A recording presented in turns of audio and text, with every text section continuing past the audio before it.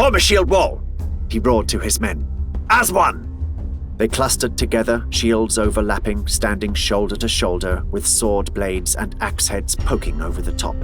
The Picts had the high ground and began whooping and howling battle cries, each of them provoking single combat by running forward with their arms spread, showing their bare tattooed chests and then running back to their ranks. "Nobody engage!" shouted Horsa. "We fight as one! They cannot break us!" And then it came. He yelled for shields to be raised as arrows, slingshots, and throwing javelins thundered down on them. Leather and wood was split as the shield wall was punctured in dozens of places. A few missiles had sunk between the gaps and pierced mail and flesh, eliciting screams from his men, but none were mortally wounded. The instant they lowered their shields to peer over their rims, the Picts attacked. "Hold steady!" commanded Horsa. "We are the rocks and they are the waves. Let them break on us!" And break they did. It was a resounding thunder as they hurled themselves onto the shield wall, backed up by several smaller thuds as their warriors in the rear ranks caught up and added themselves to the fray. The feet of Horsa's men were driven backwards in the earth, scoring deep as they struggled to keep their ground against the pressing force. A Pictish axe slid off the rim of Horsa's shield and clipped his helmet, making his ears ring.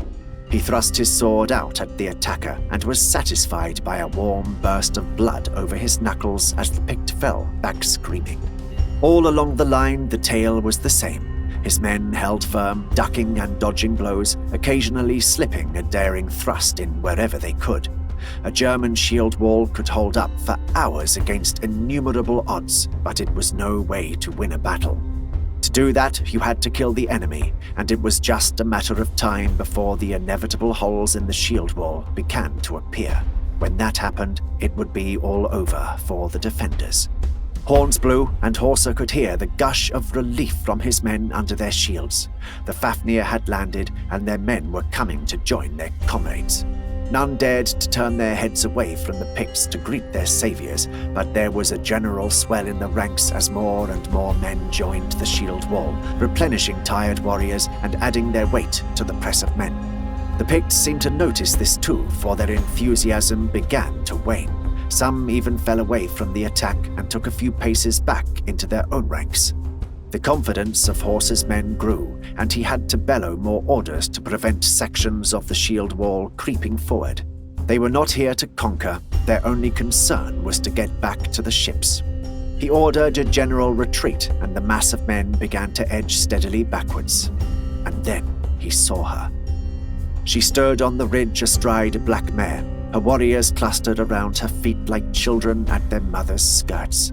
Her face was painted with the blue swirls that highlighted her eyes, making them appear dark and fierce. Her hair was bound into two mighty tendrils, wound with gold wire and stiffened with lime, and protruded from her scalp and cascaded down to her shoulders like the meeting of two serpent heads. She wore a tunica that was cut so that her breasts were exposed. Both were painted blue. Gold armbands adorned her biceps and forearms, and she held a sword above her head while she roared guttural Pictish sounds, urging her warriors on. Horsa did not need to be told that this was Galana, regent of the northern tribes. A Warlord's Bargain, the Hengest and Horsa Trilogy, Volume 2. Written by Chris Thorndycroft, narrated by Guy Barnes.